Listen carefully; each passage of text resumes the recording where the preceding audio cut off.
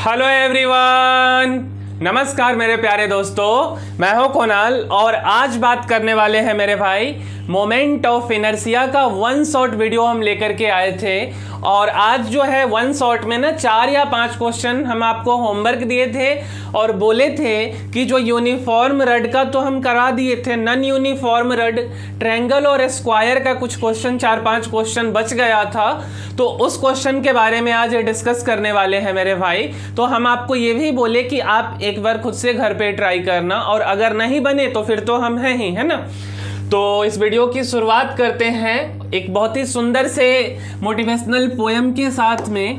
और मेरे भाई पोयम ये है, ठीक है, कि लहरों से डरकर नौका पार नहीं होती, हिम्मत करने वालों की कभी हार नहीं होती। नन्ही चींटी जब दाना लेकर चढ़ती है, चढ़ती दीवारों पर 100 बार फिसलती है। मन का विश्वास रगों में साहस भरता है, चढ़कर गिरना गिरकर चढ़ना ना अखरता है। मेहनत उसकी बेकार हर बार नहीं होती, हिम्मत करने वालों की कभी हार नहीं होती।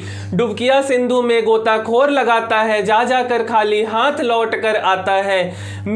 मिलते ना सहज ही मोती गहरे पानी में, बढ़ता दूना विश्वास इसी हैरानी में। मुट्ठी उसकी खाली हर बार नहीं होती, हिम्मत करने वालों की कभी हार नहीं होती। असफलता एक चुनौती है, स्वीकार करो, क्या कमी रह गई देखो और सुधार करो। जब तक ना सफल हो निंद चैन को त्यागो तुम, संघर्षों का मैदान छोड़ मत भागो तुम। कुछ किए बिना ही जय जयकार नहीं होती, हिम्मत करने वालों की कभी हार नहीं होती। तो मेरे भाई यह एक अंतिम पड़ाव है, क्योंकि आपका जो मेडिकल का एग्जाम है वो अब काफ़ी नज़दीक आ गया है। 4 मई को एग्जाम होने वाला है और मेरे भाई आज 10 मार्च है, 8:07 सुबह हो रहा है। तो हर एक मिनट आप अपना बर्बाद नहीं होने दीजिए और कोशिश करते रहिए। आज नहीं तो कल आपका मंजिल जरूर मिलेगा, क्यों ना इसी बार मिले। इसी मई के महीने में 4 मई को आप एक एग्जाम को निकाल करके और आपका डॉक्टर बनने का सपना पूरा हो। और उसी में मेरा एक छोटा सा प्रयास है, तो आइए उस छोटे से प्रयास के साथ 29 नंबर क्वेश्चन से मेरे भाई शुरू करते हैं अपने कहानी को। और यह जो 29 नंबर क्वेश्चन है यह IIT मेन में पूछा गया है, 2020 का क्वेश्चन है। लेकिन मेरे भाई ये सब क्वेश्चन मेडिकल में रिपीट करते हैं, तो ऐसा नहीं समझना है। मेडिकल और इंजीनियरिंग वाले दोनों लोगों के लिए वीडियो है। क्वेश्चन क्या है देखते हैं। तो मेरे भाई बोला गया कि एक पतला सा नॉन यूनिफॉर्म रड है, रड का नाम AB है, ठीक है। क्या बोला गया है मेरे भाई कि थिन नॉन यूनिफॉर्म रड है, रड का नाम AB है, रड का लंबाई L है और लैम्डा क्या है मेरे भाई, तो लैम्डा लीनियर मास डेंसिटी है। लैम्डा का वैल्यू भी दिया गया है, लैम्डा नॉट 1 + x/L। उसके बाद x के बारे में लिखा गया है कि डिस्टेंस फ्रॉम A, मतलब x जो है, अगर मान लीजिए मेरे भैया कि यह पॉइंट A है तो यहां से x हमको डिस्टेंस लेना है। m क्या है भैया, तो मास ऑफ रड है। तो आपको IA मीन्स की मोमेंट ऑफ इनर्शिया A पे निकालना है, जो कि एक्सिस परपेंडिकुलर टू रड हो। क्या यह बात क्लियर है मेरे भाई। 4 ऑप्शन दिया है, 5/12 ml², 7/18 ml², 2/5 ml² और 3/7 ml²। यह 4 ऑप्शन है, ठीक है। हम आपको डायरेक्ट बताते चलते, जो अभी ऊपर में आपने कहानी पढ़ा है, इस कहानी से एक अगर हम फिगर बनाए मेरे भाई, तो यह जो है हमारा एक्सिस ऑफ रोटेशन है। और यह जो आप देख रहे हो भाई मेरे, यह नॉन यूनिफॉर्म रड है। रड का नाम A से B मीन्स यह लंबाई है भाई मेरे। रड का मास है कैपिटल M। क्या यह बात क्लियर है? अच्छा जी। बोला गया है कि x डिस्टेंस लेना है आपको पॉइंट A से, लंबाई रड का L था।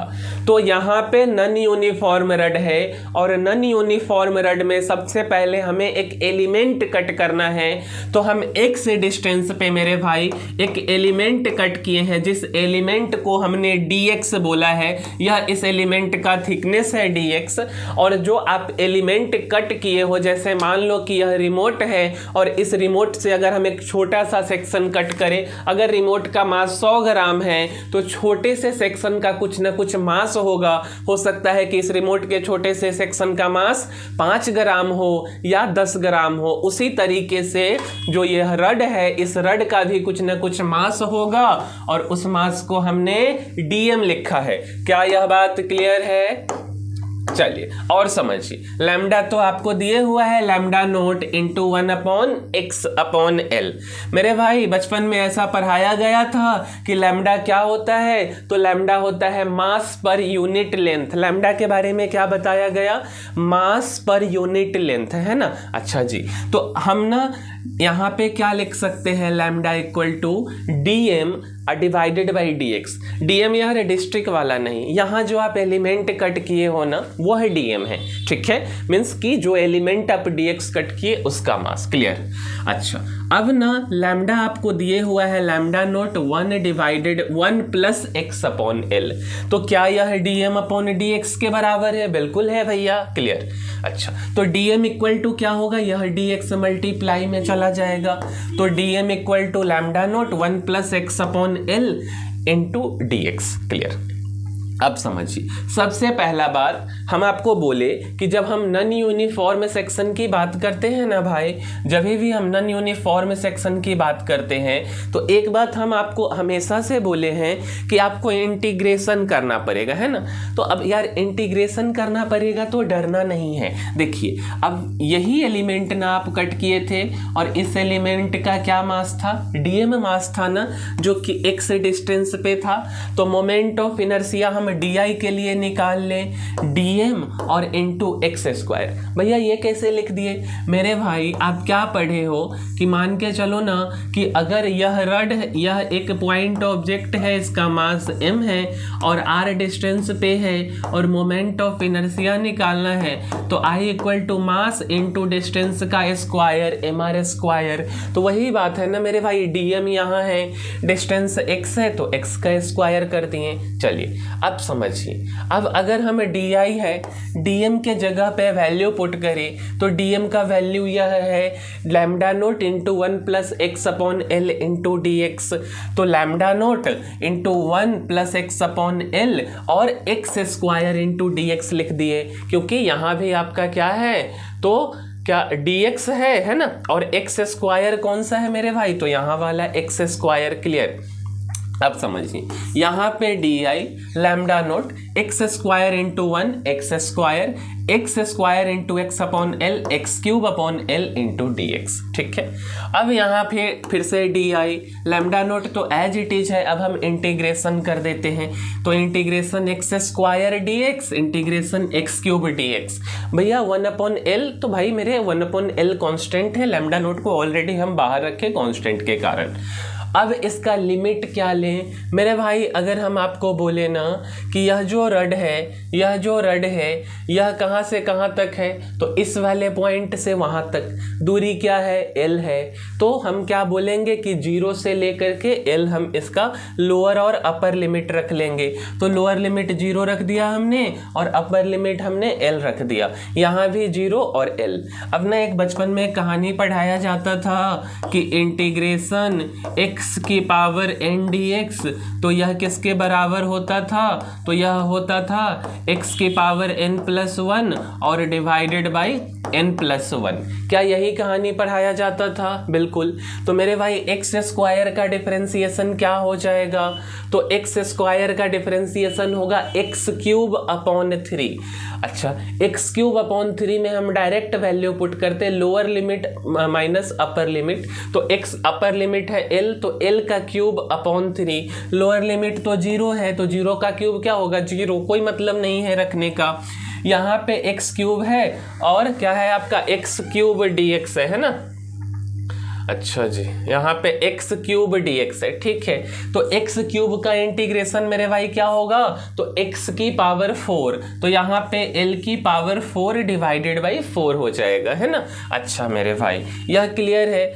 अच्छा, इन दोनों को जब हम सोल्व करेंगे 3 और 4 का एलसीएम 12, 3 4 जा तो 4l³ और 4 3 जा तो 3l³, 4 और 3 हो गया 7l³, तो 7l³ लैम्डा नोट अपॉन 12, यह आपका इंटीग्रेशन से आई का वैल्यू आ गया। क्या यह बात क्लियर है? आई तो आपका निकल गया। अब समझिए, अब अगर हमको डीएम निकालना है तो डीएम का इंटीग्रेशन करेंगे तो डीएम का वैल्यू था lambda note 1 + x upon L into D x, lower और अपर लिमिट 0 से लेकर के एल तक। क्लियर?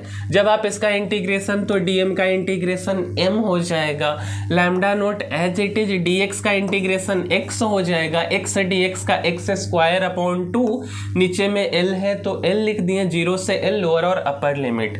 जब हम इसको सोल्व करेंगे तो m equal to lambda naught x के जगह पे l और x² के जगह पे क्या हो जाएगा मेरे भाई, तो x² के जगह पे आपका हो जाएगा l² अपॉन 2l, एक l से एक l को काट दिए तो ऊपर में l नीचे में 2 बचा, तो यहाँ से क्या आ गया l + l/2 मीन्स की 3l/2, 3l/2 इंटू लैम्डा तो 3l/2 into lambda note, m भी निकल गया। अच्छा, अब समझिए, अब यहाँ से अगर आपसे कोई बोले लैम्डा नोट क्या होगा तो 2m/3l होगा। क्या यह बात क्लियर है? अब देखिए तो मोमेंट ऑफ इनर्शिया में लैम्डा नोट दिए हुआ है, ऐसा क्यों कर रहे हैं भैया? तो मेरे भाई जो ऑप्शन है ना उसमें लैम्डा नोट नहीं है, तो लैम्डा नोट नहीं है तो आपको हटाना पड़ेगा, और हटाने के लिए यह एक तरीका है। तो यहाँ से हमने वैल्यू जो निकाला है वो क्या निकाला, m का वैल्यू हमने यहाँ से लैम्डा नोट का वैल्यू हमने निकाला है 2m डिवाइडेड बाई 3l।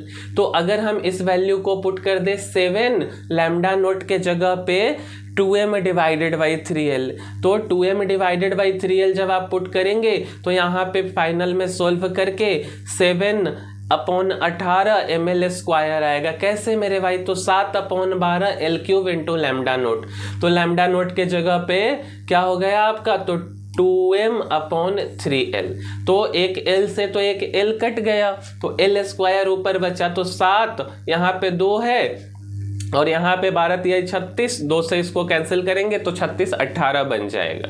तो यह कैलकुलेशन का पार्ट है, तो इस बात में इतना कंफ्यूज आपको नहीं होना है। क्या क्लियर है? अगर हम वापस से एक बार आपको इस क्वेश्चन को रिकॉल कराएं तो मेरे भाई क्वेश्चन यह था कि नॉन यूनिफॉर्म रड दिया था और उसके लिए लैम्डा दिया हुआ था, लैम्डा का कुछ वैल्यू था और उससे आपको मोमेंट ऑफ इनर्शिया निकालना था। सबसे पहले आप एक एलिमेंट का मोमेंट ऑफ इनर्शिया निकाले, उसको इंटीग्रेशन किए तो आई का वैल्यू आ गया। जब आई का वैल्यू आ गया तो क्वेश्चन में के ऑप्शन में लैम्डा नोट के टर्म में ऑप्शन नहीं था, बट आपका जो वैल्यू आया वो लैम्डा नोट के टर्म में आ गया। तो आप फिर से क्या किए कि आप डीएम का इंटीग्रेशन करके लैम्डा नोट को एलिमिनेट किए, हटाए हैं, और हटा करके जो लैम्डा नोट का वैल्यू आया है उसको उसमें पुट कर दिए, तो फाइनल में आपका आंसर आ गया। क्या यह क्लियर है? चलिए मेरे भाई अगला क्वेश्चन है आपका 30 नंबर क्वेश्चन। देखिए तो इसको थोड़ा सा समझिए, सिंपल ही क्वेश्चन है मेरे भाई। क्वेश्चन यह है कि यहाँ पे एक मास है m1, यहाँ पे एक मास है m2, दोनों मास के बीच का दूरी है स्मॉल r। अच्छा, यह जो लाइन आप देख रहे हो यह सेंटर ऑफ मास से पास कर रहा है इन दोनों मास के बीच में, और मास के बीचों बीच से, जो कि एक तरह से परपेंडिकुलर है। मोमेंट ऑफ इनर्शिया निकालना है ना। और यह m1 और m2 क्या है मेरे भाई, तो यह पॉइंट मास है, और यह वाला दूरी r1 है और यह वाला दूरी r2 है। सबसे इस टाइप के क्वेश्चन में बनाने में सबसे पहला सा बात आपको r1 और r2 निकालना होता है, ठीक है। अब इतना समय नहीं कि ये कैसे r1 और r2 आया, इस बात को आपको बताया जाए, लेकिन जब भी आपको इस टाइप का क्वेश्चन दिखेगा तो जब आपको r1 पूछेगा, यह वाला डिस्टेंस पूछेगा, तो आप उधर का मास इनटू टोटल डिस्टेंस से गुना कर देंगे। यह तरीका है। जब यह डिस्टेंस पूछेगा तो उधर का मास मतलब कि m2 mass into total distance r, और divided by total mass means m1 plus में m2। अगर आपसे r2 के बारे में यह डिस्टेंस पूछा जाए तो यह total distance r into m1, तो r into m1 divided by total mass मतलब m1 प्लस में m2। क्या यह क्लियर है? अच्छा, यह डिस्टेंस तो निकल गया। अब देखिए मोमेंट ऑफ इनर्शिया निकालना है। मोमेंट ऑफ इनर्शिया तो सिंपल है, दोनों मास के लिए हम निकाल दें। तो अगर हम इसके लिए निकालें तो m1 और r1 का स्क्वायर, इसके लिए निकाले तो m2 और r2 का स्क्वायर। तो मोमेंट ऑफ इनर्शिया मेरे भाई हम यहाँ पे लिखें कि I इक्वल टू, हमने क्या लिखा मेरे भाई, I इक्वल टू हमने लिखा है m1 r1 का स्क्वायर प्लस में हमने लिखा है m2 r2 का स्क्वायर। क्या लिखा है मेरे भाई, m1 r1 का स्क्वायर प्लस में m2 और r2 का स्क्वायर, है ना, यही बात लिखे ना। अच्छा जी, और समझिए अब इस बात को, अगर हम इस बात को बोले तो m1 तक तो ठीक है, r1 का जो वैल्यू आया उसको पुट कर देते। तो r1 का वैल्यू आया है m2r divided by m1 plus m2। जब आप उसका स्क्वायर करोगे तो m2 का स्क्वायर, r का स्क्वायर और m1 प्लस m2 का होल स्क्वायर। उसी तरीके से m2 और r2 का क्या वैल्यू आया है, तो r2 का वैल्यू आया है m1 into r divided by m1 plus m2। तो m2 के जगह पे m2 और r2 के जगह पे m1 का स्क्वायर, r का square divided by m1 plus m2 का होल स्क्वायर। अब इसमें से अगर हम कॉमन निकाले तो m1 और m2 कॉमन निकल जाएगा और r स्क्वायर कॉमन निकल जाएगा। जब m1 और m2 r स्क्वायर कॉमन निकाले तो यहाँ से m2 बच गया, यहाँ भी m1 m2 r square common निकाले तो m1 बच गया, है ना, divided by m1 plus m2 का होल स्क्वायर। तो एक पावर तो बेटा कैंसिल हो गया, तो ऊपर में क्या बचा, m1 m2 r स्क्वायर, नीचे में क्या बचा, m1 प्लस में m2। तो क्या यही आंसर है, देखिए तो यही वैल्यू है, m1 plus m2 divided by m1 plus में m2 और इंटू में r square, m1 into m2 है ऊपर में, है ना। और समझिए अगला क्वेश्चन है मेरे भाई 31 नंबर क्वेश्चन को सीखिए। तो यह क्वेश्चन आपसे क्या कहना चाह रहे हैं, तो भैया यह क्वेश्चन आपसे कहना चाह रहा है कि यह एक ट्रायंगल है। क्या है भाई मेरे, ट्रायंगल है। कैसा ट्रायंगल है, तो साइड ना आपका ए दिया है, यहाँ भी ए और यहाँ भी ए, मतलब तीनों साइड बराबर है का मतलब हुआ कि इक्विलैटरल ट्रायंगल है। और हर एक ट्रायंगल के अगर हम इसकी बात करें इस पॉइंट पे तो मास रखा हुआ है सेम m, ठीक है। इस ट्रायंगल का सेंटर ऑफ मास यहाँ है और आपको बोल रहा है क्वेश्चन में कि axis perpendicular to plane through centre of mass, मतलब इस पॉइंट पे आपको मोमेंट ऑफ इनर्शिया निकालना है। क्या चीज़ पूछा गया है, axis perpendicular to plane through centre of mass. Simple question है, देखिए तो यह क्वेश्चन है axis perpendicular to plane through centre of mass. हम इस डिस्टेंस को एज्यूम कर लेते r, इस डिस्टेंस भी सेम r, यह वाला भी डिस्टेंस सेम r। क्या यह क्लियर है? अब समझिए, जो मोमेंट ऑफ इनर्शिया होगा, मास सेम है, डिस्टेंस सेम है, तो moment of inertia I equal to क्या हो जाएगा, m into R square plus में m into R square plus में m into R square, means 3 times M R square. तो हमने वही लिखा कि moment of inertia I equal to M R square और एम आर स्क्वायर, तीनों को जोड़े तो moment of inertia 3 M R square हो गया। क्लियर है? और समझिए, अब 3 एम आर स्क्वायर तो आप ले आए हैं ना, लेकिन मेरे भाई थोड़ा हमें ना डिस्टेंस चाहिए, क्योंकि आपको आर तो पता नहीं है ना। तो अगर हम आपसे पूछें कि इस ट्रायंगल का यह एंगल, यह एंगल क्या होगा, इक्विलैटरल ट्रायंगल है, sum of all angles of a triangle होता है 180 डिग्री, तो सारे एंगल बराबर होंगे, 180 भागा 3 मीन्स की 60 डिग्री। अब 60 डिग्री में से यह लाइन आ रहा है ऐसे, तो यह 30 डिग्री, यह भी 30, टोटल ए। अब ना हम लोग कंपोनेंट ब्रेकिंग सीखे थे कि जिधर थीटा उधर कॉस थीटा, तो हम यहाँ से क्या बोल सकते हैं मेरे भाई कि इसका एक कंपोनेंट इधर की तरफ आएगा और इस कंपोनेंट को, क्योंकि ना हमको आर डिस्टेंस चाहिए, तो हम क्या बोल सकते हैं इस कंपोनेंट को कि एंगल वाले साइड में कॉस होता है और दूसरे साइड में क्या होता है, साइन होता है। तो हम क्या बोल सकते हैं कि यह क्या हो गया, r cos 30 डिग्री। उसी तरीके से इसका भी एक कंपोनेंट होगा जो कि r cos 30 डिग्री। तो एक किसके बराबर हो गया, r cos 30 plus r cos 30 मतलब 2r cos 30 डिग्री। तो a इक्वल टू हमने लिखा 2r cos 30 डिग्री, है ना। अब cos 30 का वैल्यू क्या होता है, तो theta 30 degree sine theta 1/2 cos theta √3/2। तो कॉस 30 को हमने लिखा √3/2, इस 2 से 2 को काट दिया तो a इक्वल टू क्या आ गया, r इंटू √3। तो r इक्वल टू क्या आ गया मेरे भाई, तो a डिवाइडेड बाई √3। अब मोमेंट ऑफ इनर्शिया था 3m/r², तो 3m और r के जगह पे a²/3। फाइनल में इस 3 से 3 कट गया तो मोमेंट ऑफ इनर्शिया क्या बचा, तो ma² बचा। तो कुछ इस टाइप का क्वेश्चन है, बहुत ज़्यादा चिंता करने की बात नहीं है और इतना ही आसान सा क्वेश्चन आपके एग्जाम में आता है। तो आप इसको प्रैक्टिस कीजिए और अगर आपको वीडियो में थोड़ा भी जेन्युइन कंटेंट लगता है तो मेरे प्यारे भाई प्यारी बहना, आप इसको लाइक शेयर और सब्सक्राइब करना ना भूलिए, क्योंकि इससे क्या होता है ना कि हमको मोटिवेशन मिलता है और जो है हम नए नए वीडियो बनाते रहेंगे रेगुलर। इससे केवल आपका ये नहीं होगा, आपको फ़ायदा नहीं होगा, और भी जो बच्चे इन फ्यूचर पढ़ना चाहेंगे उनका भी फ़ायदा होगा, है ना। अच्छा, और आपका क्या फ़ायदा होगा, तो आप जो है कि उनको रिकमेंड कर सकते, क्योंकि आज ना कंटेंट की कमी नहीं है, ऑथेंटिक कंटेंट की कमी है ना, कि आपको सीरियल वाइज कैसे कैसे किसको फॉलो करना है, तो केवल बस इसलिए, ठीक है। चलिए और समझिए, अगला क्वेश्चन है मेरे भाई 32 नंबर क्वेश्चन।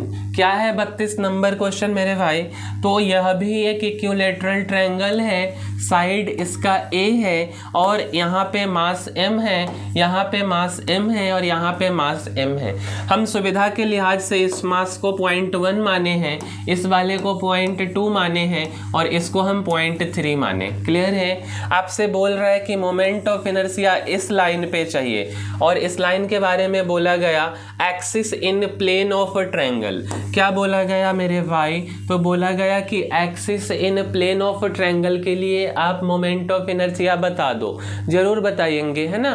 देखिए तो मेरे भाई, तो मोमेंट ऑफ इनर्शिया एक तो पहला के लिए, फिर दूसरा, फिर तीसरा के लिए। दूसरा के लिए डिस्टेंस पता है, पहला के लिए डिस्टेंस 0 है, तीसरा के लिए डिस्टेंस निकालना होगा कंपोनेंट ब्रेकिंग करके। आप समझिए इस बात को। तो पहले हम इस डिस्टेंस को निकालना चाह रहे हैं और इस डिस्टेंस को निकालने का क्या तरीका है, तो इस डिस्टेंस को निकालने का यह तरीका है कि मेरे भाई यह एंगल अगर 60 डिग्री का है तो यह वाला लाइन है, मीन्स यह एंगल 30 डिग्री, यह 30 है और यह वाला कितना है 90 है, तो यह कितना हो जाएगा 9। वैसे इसका आपको कोई खास काम है भी नहीं, जब यह मिल गया तो हम इसी से तोड़ते हैं। तो देखिए तो यह लाइन आपका A है, तो मीन्स यह क्या हो जाएगा आपका A cos 30 डिग्री, है ना, और यह वाला क्या हो जाएगा, तो ये A sin 30 डिग्री। मीन्स ये डिस्टेंस आपका A cos 30 और ये वाला A sin 30। अब तो हो गया काम। तो moment of inertia I equal to moment of inertia 1 के कारण, मोमेंट ऑफ इनर्शिया 2 के कारण, मोमेंट ऑफ इनर्शिया 3 के कारण। तो 1 के कारण इस लाइन से दूरी कितना है 0 डिस्टेंस, तो मास तो है 0 का स्क्वायर। दूसरे वाले से लाइन का दूरी मास तो है और डिस्टेंस a है तो a का स्क्वायर। तीसरे वाले से देखिए तो मेरे भाई यह डिस्टेंस है, मीन्स a साइन क्या है a into sine into a sine 30 degree, तो थीटा 30 डिग्री साइन थीटा 1/2, तो a इंटू 1/2 मतलब कितना हो गया, तो a/2। यह डिस्टेंस a/2 है तो m a/2 का स्क्वायर, तो यहाँ 0 हो गया यह वाला टर्म ma² और ये ma²/4। ma²/4 और ma² को जब आप जोड़ेंगे तो ये आपको क्या बनेगा, तो 5/4 ma²। क्या बनेगा मेरे भाई, तो 5/4 ma²। क्या यह बात क्लियर है?